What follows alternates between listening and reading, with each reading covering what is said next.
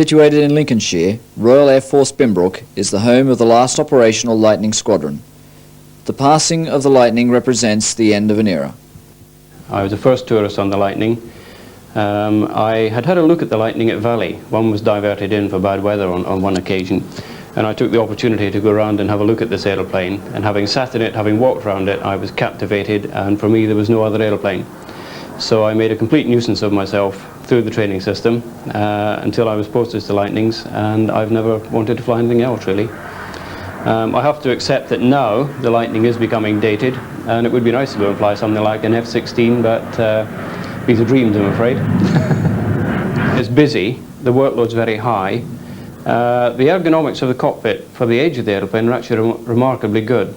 The instruments are clear, most things fall to hand quite readily, and it's a big, powerful aeroplane. And I think this is a thing you notice, particularly for first tourists going through, or even more so nowadays, where young lads fly the jet provost, they do their advanced training on the Hawk, they do their weapons conversion on the Hawk, and then they go straight onto the Lightning. It's a big, powerful aeroplane. It's like getting out of a mini metro and getting into a Formula One racing car, that sort of jump. When I went through, we went through on the jet provost, the Gnat, and the Hunter, which is a much more graduated transition to a big aeroplane like the Lightning. But the workload in the cockpit is high, single seat. You're interpreting the radar entirely by yourself, unlike modern aeroplanes which have a fully automated system. The Lightning, you get a raw blip and you've got to process that. There are very few automatics in the aeroplane, and the things we now do with the aircraft mean that the workload is extremely high. When I first flew the aeroplane, we did very little overland work. We did very little ECM training. We did very little combat. But now we explore the aircraft. We wring every possible ounce of ability out of the thing, which means that the workload is even higher. And I'm quite convinced that if a young pilot now comes onto the Lightning and succeeds, there is nothing else which the Air Force owns which can cause him any problem whatsoever. You will never meet anybody who can read a book and know it for the rest of his life. I mean, everybody has to refresh and revise, and that really is the art of being a fighter pilot. That is why we can do such short briefings, because we don't have to labour points. We can just go in there and say, today we're doing this, and it's standard operating procedure, something we call SOP, and we just get on and do it. And that is why people enjoy doing the job. A sortie could be a practice scramble, which you'll do, where when you're told to vector for a target, you're not actually told what it is, what it's doing, or anything. You're just told to go. Once you're airborne and sorted the aircraft out, heading towards the target, then you might get an idea of what you're up against, but it could be anything. It could be a defector in wartime, even in peacetime, obviously. It could be somebody who's in trouble, a civilian who's lost, radio's gone down, running out of fuel, somebody with an emergency, another military type or civilian type. You never know. It could be somebody supersonic. You have to have everything at your fingertips to act accordingly and do a good interception. Bearing in mind, of course, we've only got 50 minutes of fuel, and if we don't get it right the first time, you just can't go around for another one. It's either miss and come home or get the job done. That's basically a day. That is not including, of course, all our external commitments when we fight other aircraft doing combat or a fill. That's more complex.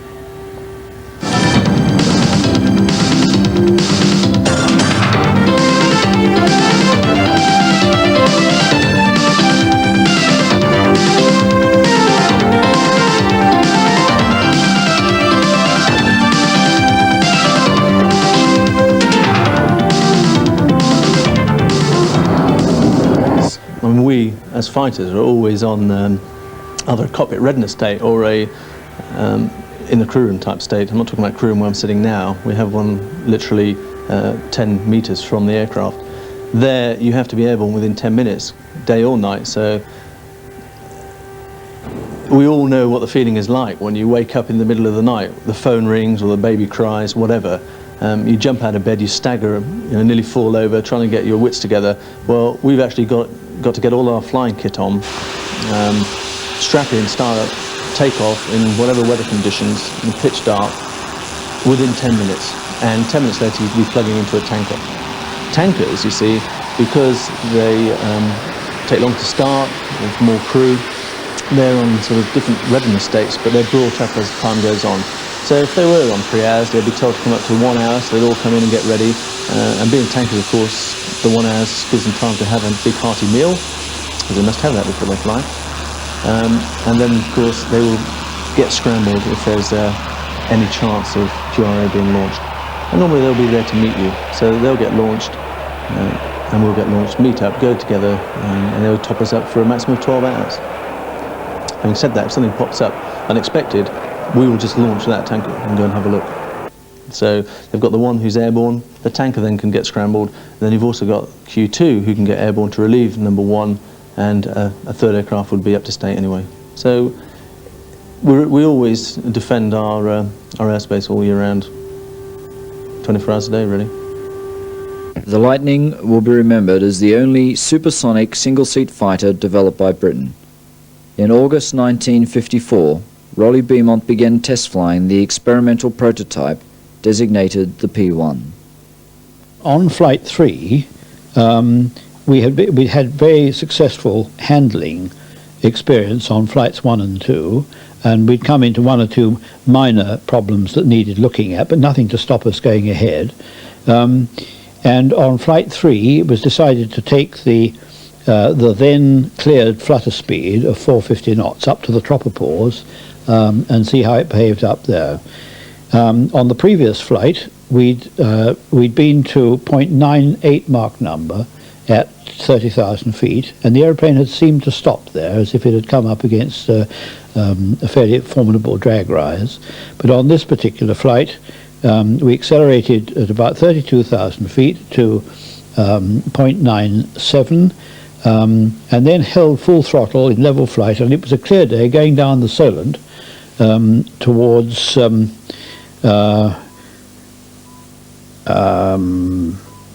Selsey Bill.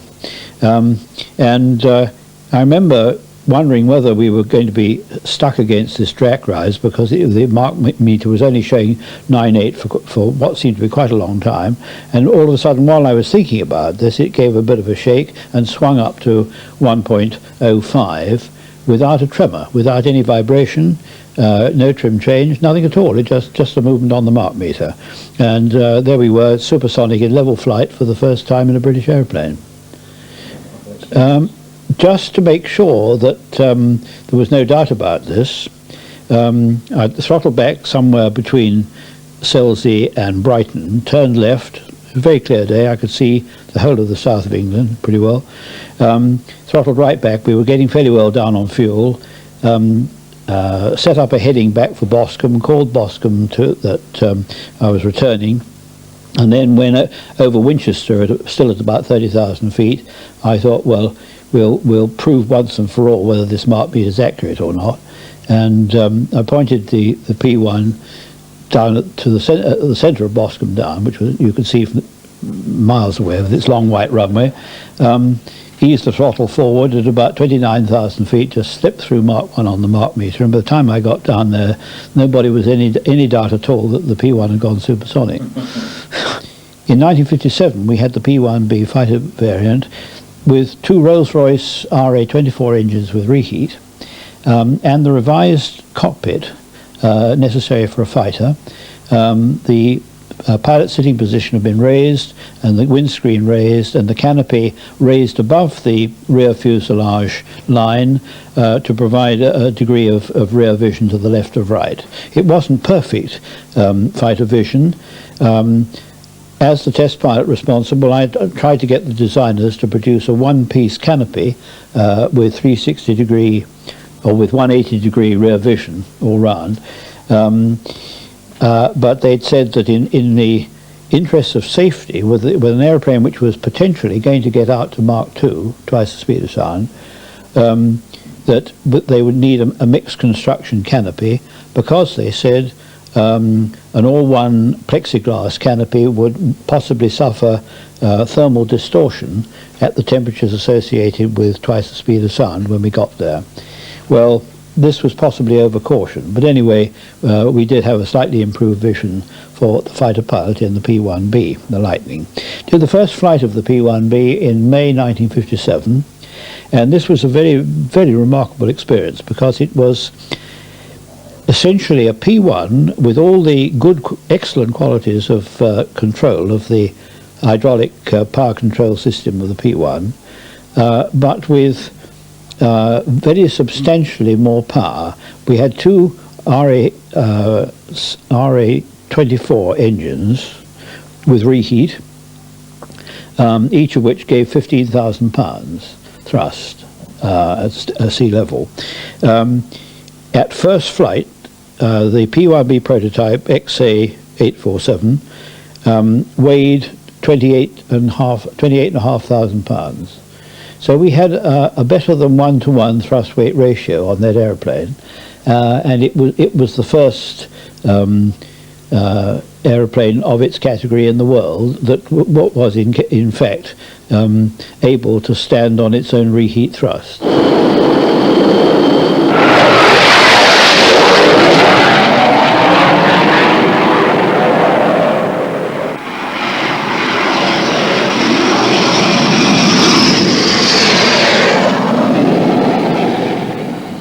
The English Electric Lightning is an all-weather day and night aircraft, designed primarily for high-level supersonic interception. It has a fully integrated weapon system.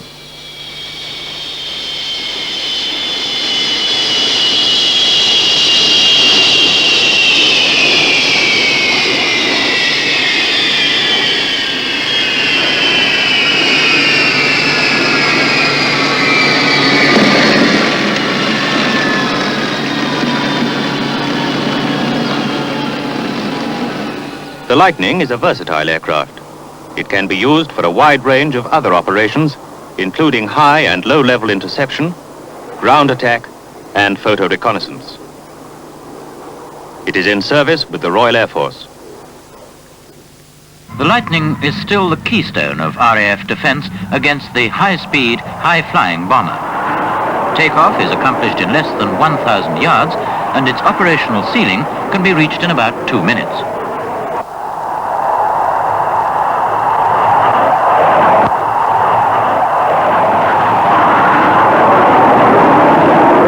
Despite its Mach 2 performance, the Lightning is one of the most docile of the military jets to handle.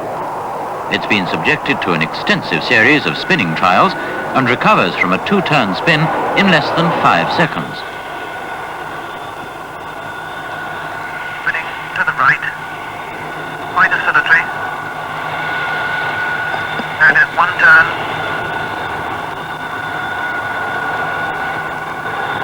2 turns, rudder, stick going forward, coming. Being air defence pilots, most of the things are taught very well throughout training, which is a year and a half here on the Lightning, and is retained in the person's head, basically, all the procedures and what have you. So he does not have to just plan maps, etc. So therefore we can start a bit later than the normal flying squadron, and that would be for something like 7:45 Met brief. So pilot would come in, go to Met brief at 7:45, usually get back to the squadron about 7:55, quick cup of coffee, change into flying kit. Obviously the thing you'd actually do first of all is when you actually walk out to an aircraft is your walk around. We methodically have a sort of left to right system where you'd start by the ladder.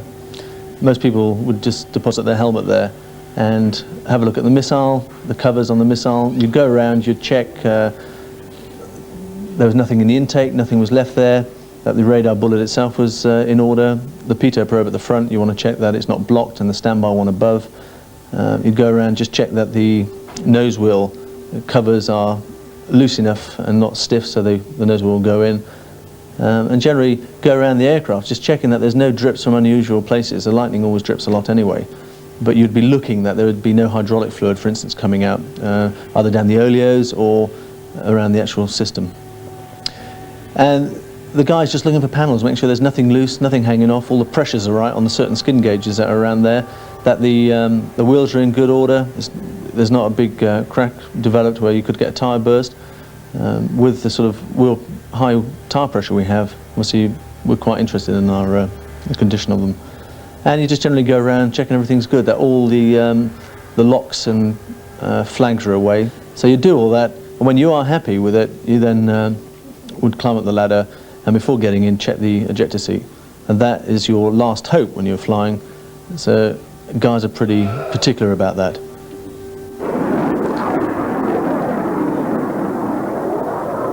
So you check the seat completely, and then you making sure also that the pins are safe. You'd sit down and you'd want to get some of the systems started before you strap in, because by the time you're strapped in, you'll have a few things running for you. And normally a lot of items take about 2 minutes to warm up.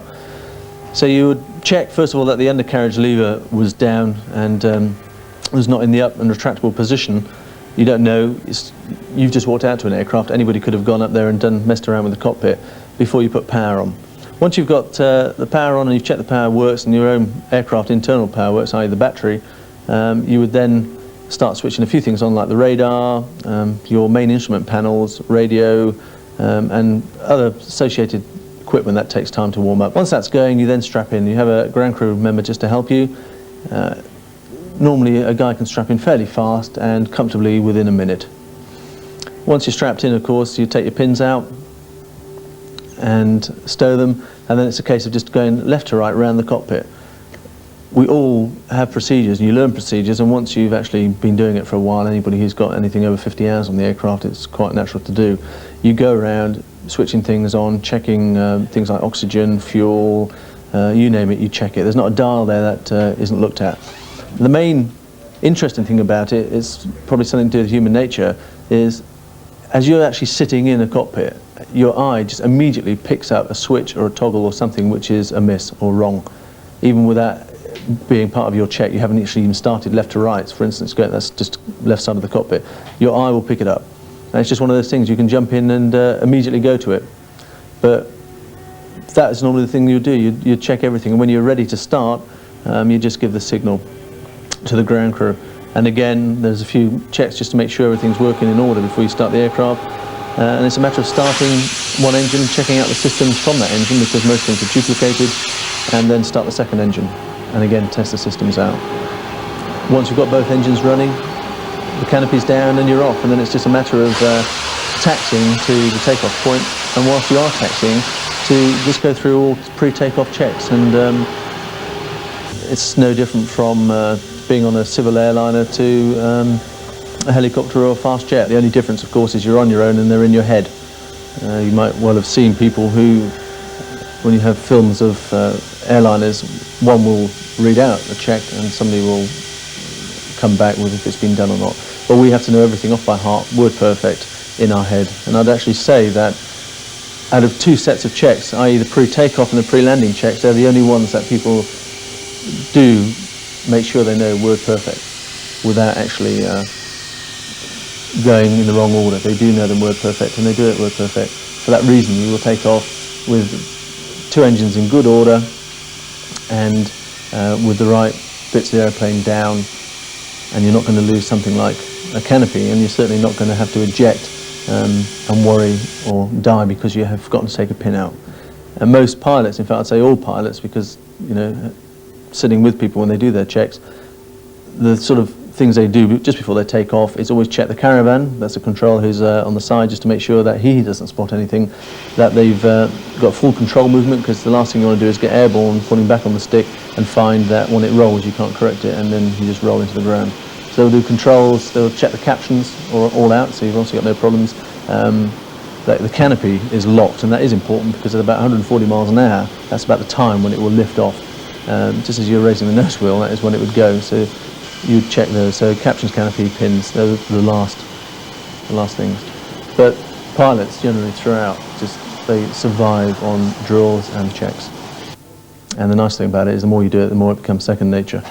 Computers are good, nozzles are good, captions are long out, clear size reading.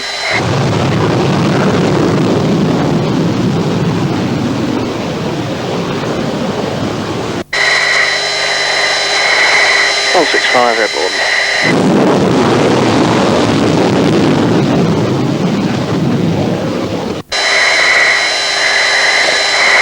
Lights out. 11813. If we take the average bread and butter sortie, this is not one of the more exotic profiles, but a straightforward sortie will be, say, subsonic intercept practice over the North Sea. We will conduct this with 2 aeroplanes, 2 Lightnings. We'll take off from Binbrook, transit out through the normal air traffic radar until we talk to Bulmer or Staxton Wold, which are 2 military radar sites on the east coast. They will then control us and split the pair up. One aeroplane then will run as target and the other one runs as fighter. And we operate right through a profile, detecting the target, shooting it down or identing it as the case may be, and then we swap over and the first chap becomes fighter and the other guy becomes target. And we will run that through, say, half a dozen intercepts until the fuel is getting low. The fuel in a Lightning has always been a problem, but on a subsonic sortie we can expect about an hour's duration. On a low-level sortie this could be about 45 minutes, and on one of the more exotic sorties like combat or low-level affiliation, then it can actually be as low as 30 minutes. This does mean that the pilot's fuel awareness has to be exceptional. It's a very unforgiving aeroplane if you do run short of fuel. It's a big, powerful aeroplane, it's a very thirsty aeroplane, and the fuel does go down very quickly. I would think most Lightning pilots of my vintage can recall an occasion or two when it's been a bit less than it should have been. 30, Bulmer, have you identified? Call Bulmer, Stud 12. Stud 12.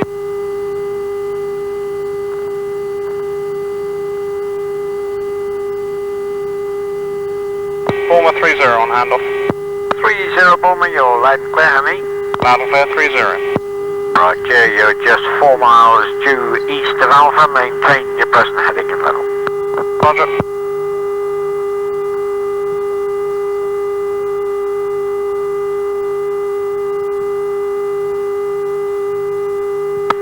Come right, heading 060. 060.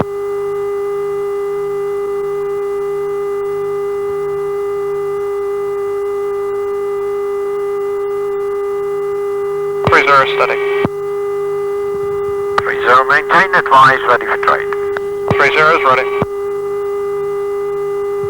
Roger 30 on heading 060, target 20 left, range 25, no known heading and height. Roger.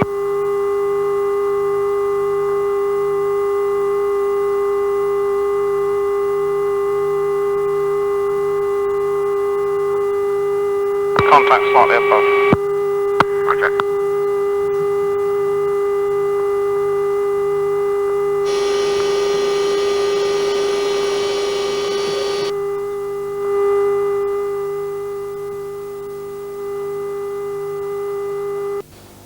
Coming back into Binbrook, then we normally land with 800 pounds a side. That's a meaningless figure to someone not in the know, but that gives us enough fuel to land comfortably.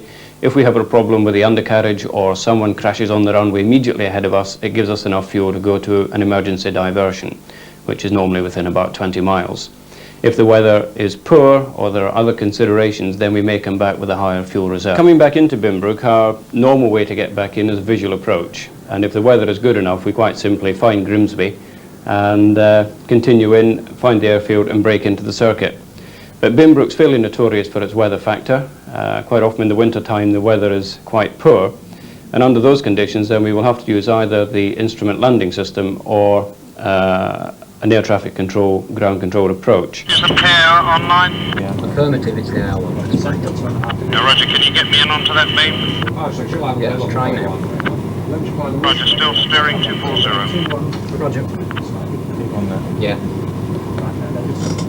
Unfortunately, my TACAN's dumped, so I can't give you a radio bearing. Provided you keep your wits about you, provided you keep thinking ahead, and provided you work well with air traffic controllers, there are no problems. But it is easy to be caught out, and again it comes into the whole problem of flying the aeroplane with a high workload and the necessity for a very high situational awareness. India, Bravo and Oscar for myself and the boss, T5's to be allocated by the engineers, okay? So the call signs, Bravo for, Bravo's your aircraft, sir. I will take Oscar, that's the one with the Dicky MRG around, so I thought you'd better have it, 200 feet. I will be listening at it as you go through the box with Aberport to get airborne in suitable time. Proper technique.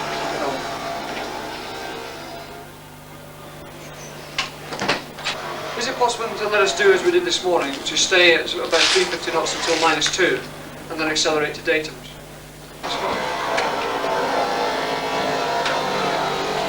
Speed run through again. Obviously, you didn't know if it misfired this morning, but if you did, fire street misfire drill, safe direction, switch is safe, tell everybody about it, land a sap, safe heading when you get down, don't rush back because you need 30 minutes on.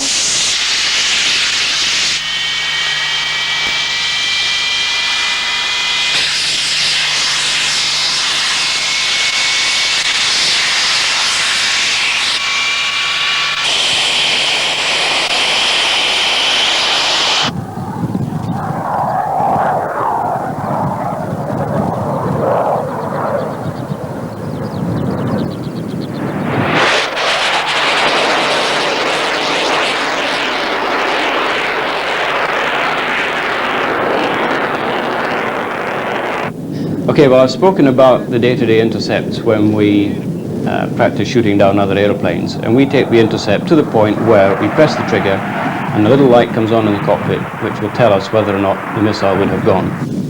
Clearly, we have to be experienced in firing the missiles as well, so the next step is to take the squadron to Valley in North Wales, where we carry out a missile firing practice camp.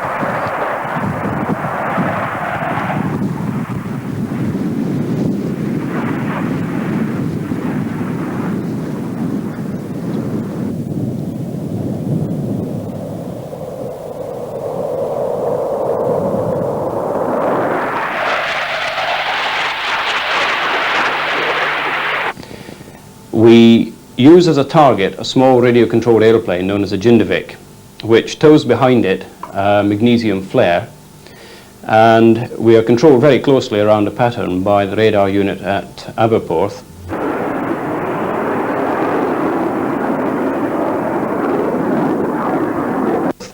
And they take us around various checkpoints on the profile. At each checkpoint we have to ensure that various checks are done within the aeroplane, that the missile system has armed up and so on. And by the time we're at about 2 minutes to the firing, then we are picking up the target on our own radar. Once we're down to about a minute to go, we can generally see it visually, and then very close to the actual firing point, the flare is lit by remote control from Aberporth.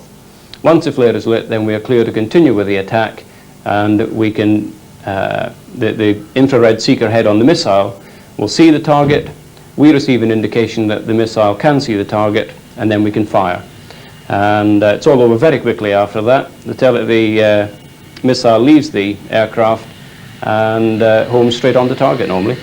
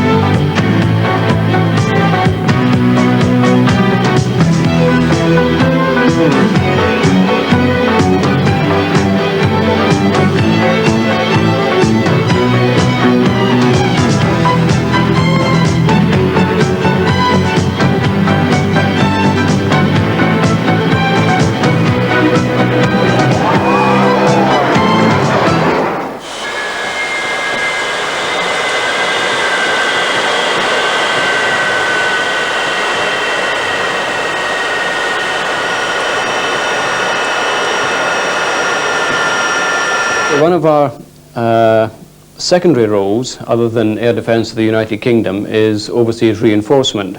And we practice this in conjunction with our armament practice camp, which we do in Cyprus every year. The entire squadron deploys from Binbrook to Akrotiri in Cyprus by means of air-to-air refuelling, normally with VC-10K tankers or occasionally still with Victor.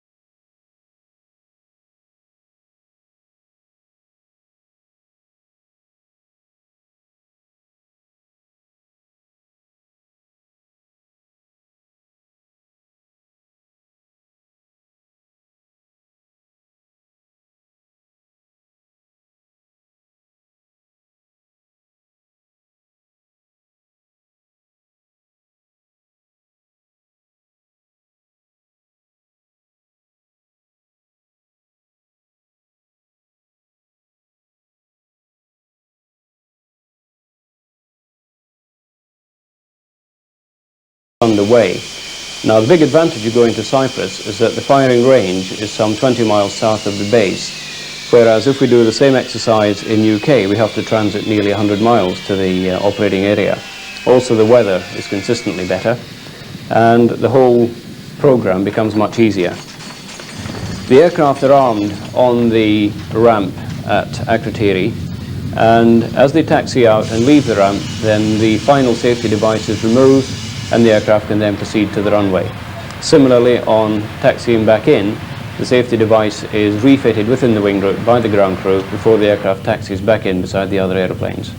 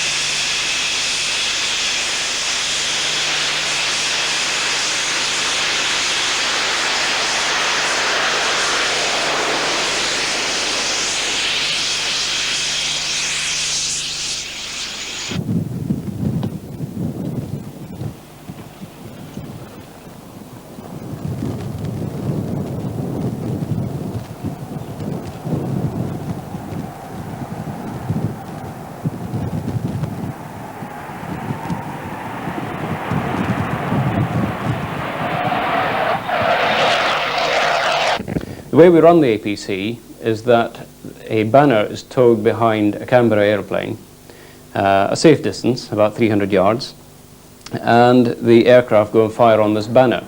However, before clearing a pilot to fire live, he must prove that he is safe and consistent, and this is done by means of cine sorties. And each pilot will fly up to 6 cine sorties where the film is brought back and assessed for angle off and range and tracking before he's cleared to fire live on the banner. Once he goes live, we fire, say, 4 pilots on the same banner, and we get around the problem of scoring by each pilot firing different coloured bullets. The banner is then towed back to Akrotiri, dropped on the airfield, picked up by a Land Rover, and we can actually count the holes in the banner. It's very hard evidence. There is very little negotiation. A colour is a colour and a hole is a hole.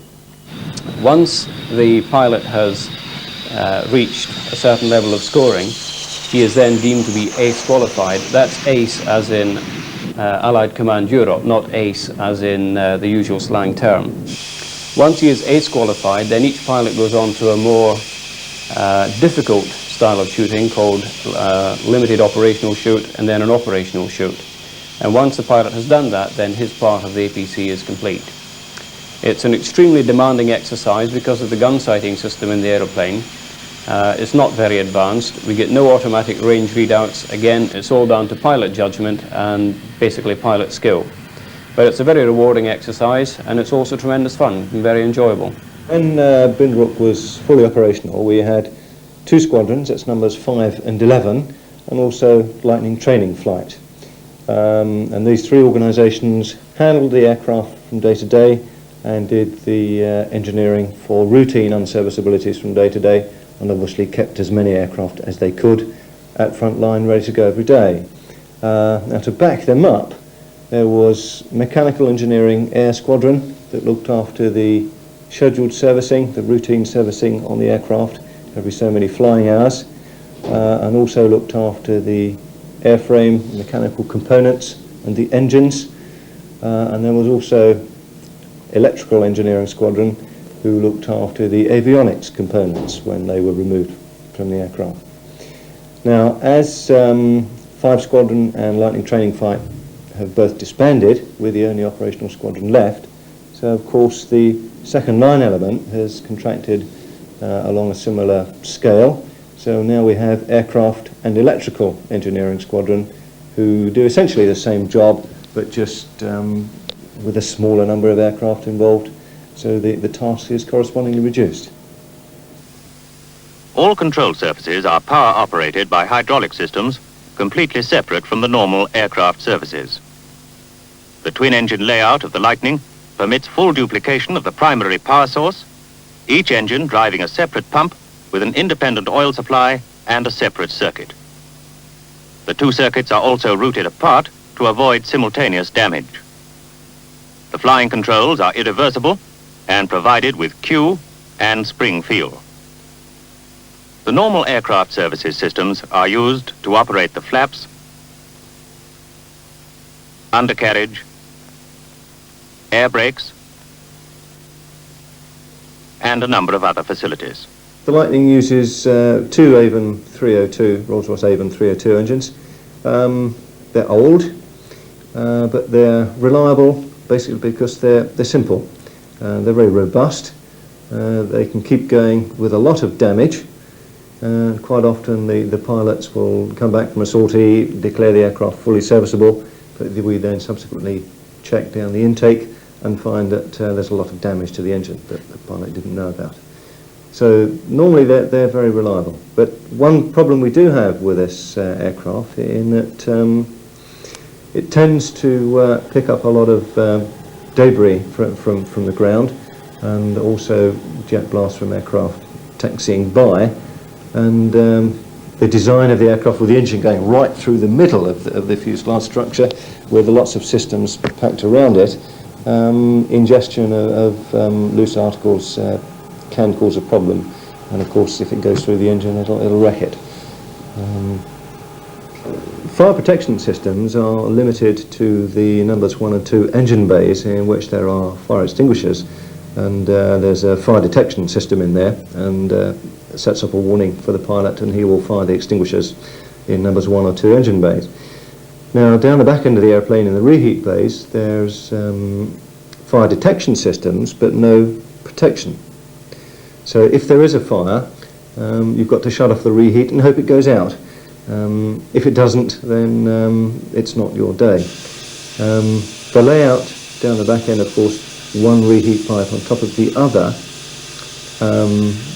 it's so unorthodox, and to a great extent it does cause us many problems, in that if you get a leak from the number 2 system anywhere, that's all going to pour straight on top of the number 1 system. Hot jet pipes plus fuel equals fire, and many aircraft have been lost due to fires.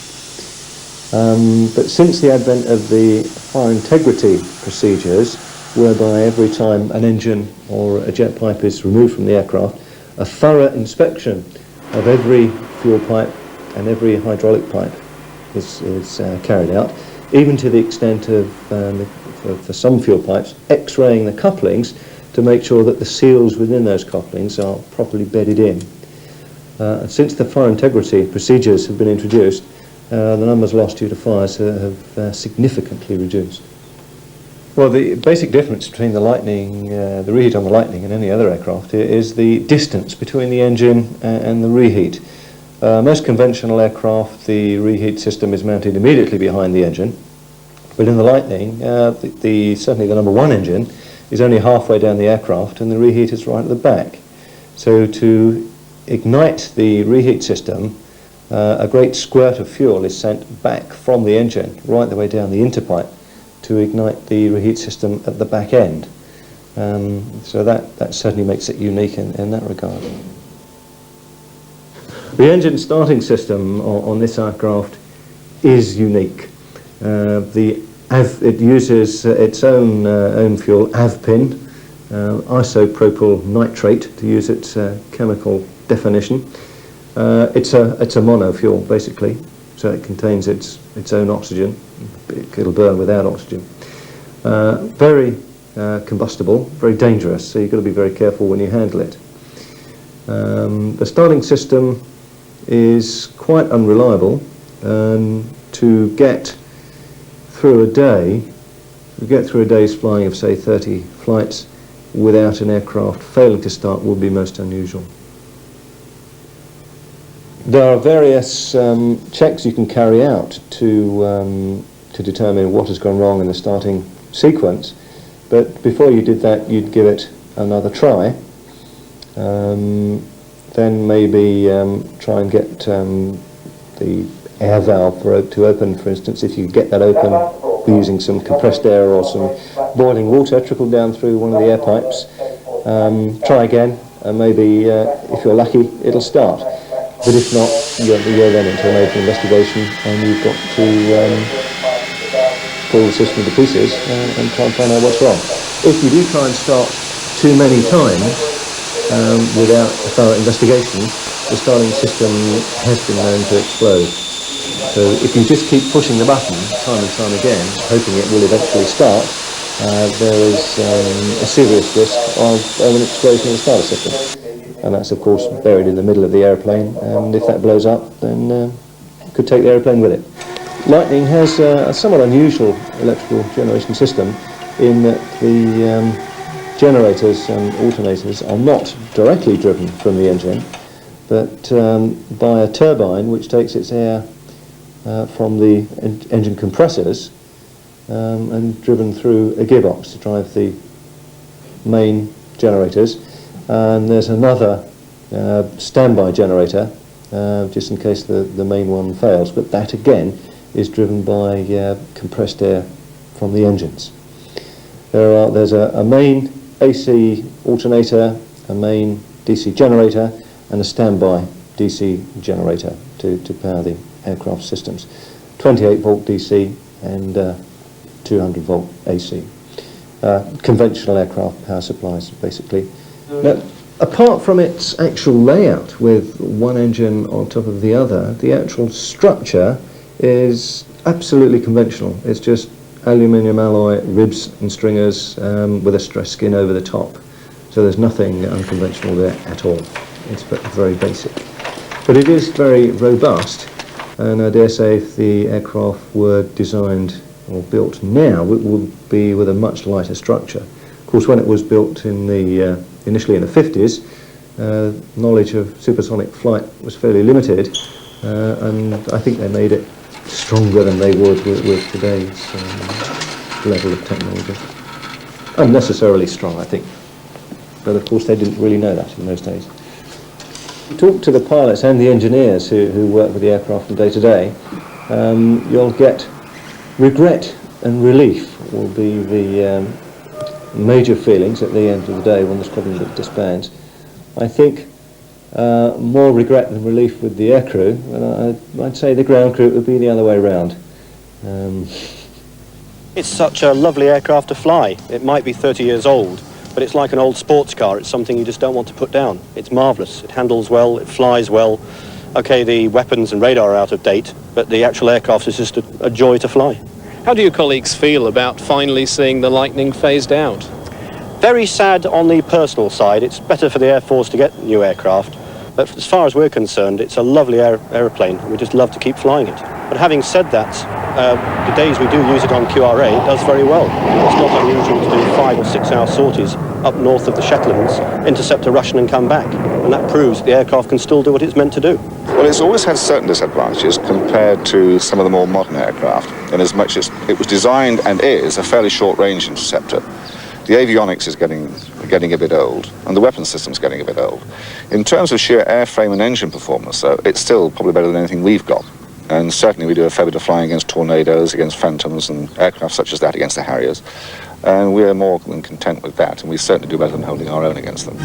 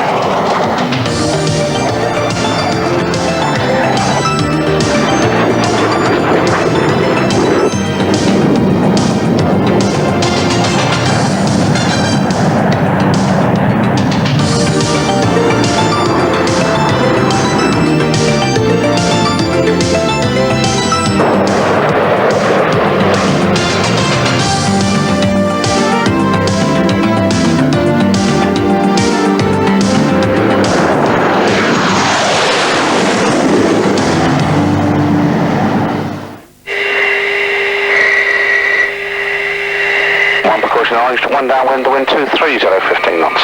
Come on. Okay, brakes in with it. Gear. Fuel we got.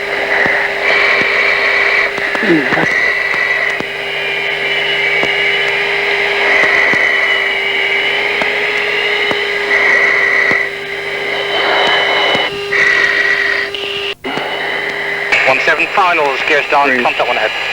17, clear land, 1 ahead landing. Clear land, 17.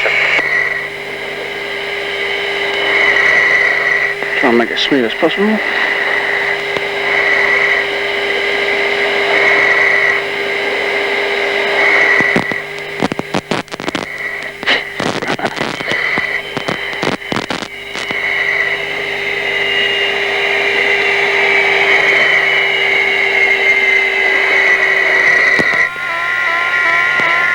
One clear short. 1 affirmative. Oh.